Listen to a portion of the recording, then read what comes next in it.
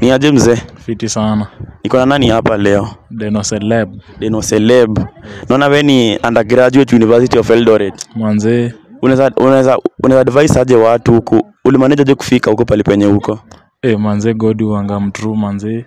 Alafu na advise fellow students watumie library, lecturers avoid mambo ya simu.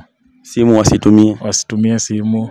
So na wewe vile ni celeb hivi na vile celeb si rahisi uende class wasome. Umefanya je ukafanikiwa hadi kufika hapo sasa pale penye huko?